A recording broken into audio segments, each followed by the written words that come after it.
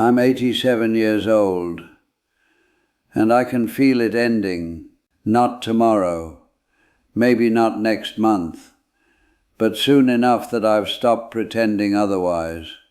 I'm standing at the edge now, the last room, the final chair, and from here I can see things I couldn't see at 60 or 70 or even last year.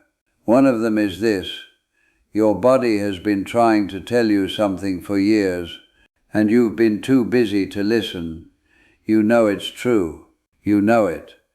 But knowing and feeling are two different countries, and most of you still live in the one where you have time, where you can fix it later, where later is a real place you'll actually arrive at.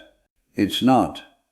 Later is a lie you tell yourself so you can keep doing what you're doing, so you can keep eating what you're eating, so you can keep sitting when you should be moving, so you can keep ignoring the ache in your chest, the tightness in your breath, the way your body feels heavier every year. You think you're getting away with it. You're not. I want to tell you about someone. His name was David. We met in 1978. I was 43. He was 41. We worked together at a printing company in Ohio. He had a wife, 2 daughters, a house with a garden. He was proud of. David was strong, not gym strong, work strong, the kind of man who could lift a box of paper reams like it was nothing, who never got sick, who laughed at the idea of a doctor's appointment. He used to say, "I'll sleep when I'm dead." He worked 60-hour weeks, skipped lunch most days, drank coffee like water, smoked half a pack every evening in his garage because his wife wouldn't let him smoke inside. And he had a plan. He was going to retire at 65, buy a cabin in Tennessee, fish every morning, spend time with his grandkids. He made it to 56, heart attack, massive, in the parking lot after his shift. He was gone before the ambulance arrived. I went to the funeral. His daughters were there. His wife wore the same dress she'd worn to their anniversary dinner 2 weeks before. And I remember thinking, he spent 15 years working toward a life he never got to live. The company replaced him in 3 days. They put an ad in the paper, interviewed candidates, had someone new at his desk by the end of the week. His name came up a few times in the break room. Then it didn't. 6 months later, most people had forgotten he ever worked there. That's what happens. You think your work matters. You think your effort will be remembered. You think if you just push a little harder, sacrifice a little more, it'll all be worth it. But the world doesn't stop when you do. It just keeps going. And your body was never part of the negotiation. Let me tell you what happens to the things you're killing yourself for. The car you're so proud of. It gets sold, or it rusts in the driveway until someone hauls it away. The house you worked 3 jobs to afford. Someone else lives there now. They painted over your walls, tore out your garden. They don't know your name. The career you built, the title you earned, it dies with you. I've watched it happen 100 times. I watched my brother work himself into the ground managing a grocery store, 70 hours a week for 30 years. He died at 68. The store closed 2 years later. No plaque, no mention, nothing. I watched my neighbor spend 40 years as a VP at a bank. Corner office, respect, influence.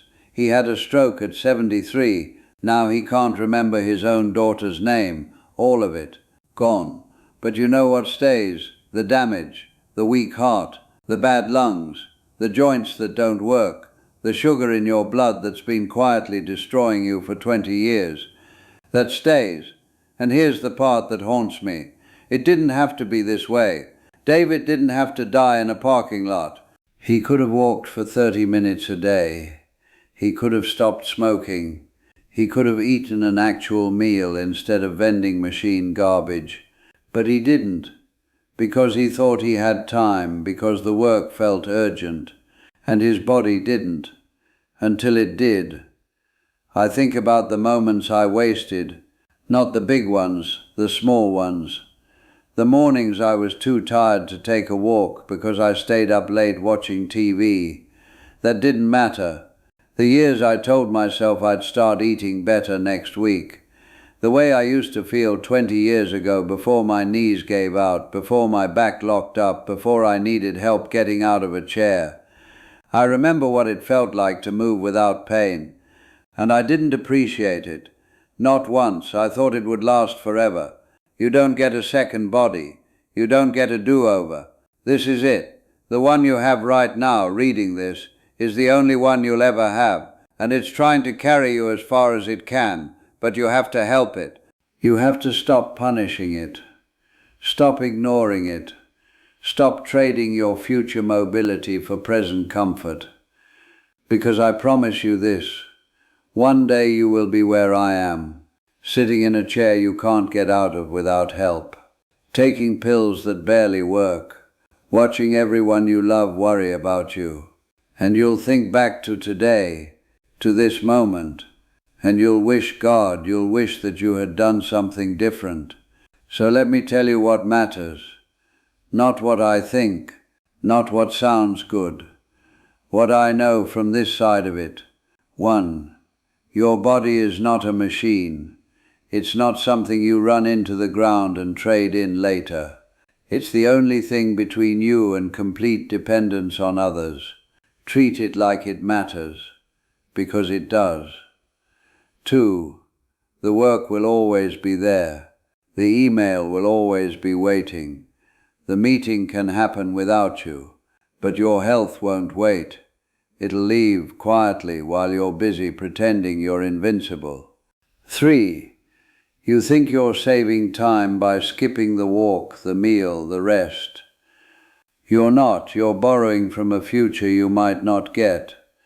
And the interest is brutal. 4. The people who love you don't care about your job title. They don't care what car you drove or how big your office was. They care that you're still here, still able to hug them, still able to show up. Don't take that from them. I don't know how much longer I have. Could be a year, could be less, but I know this is my last chance to say it. So I'm saying it to you.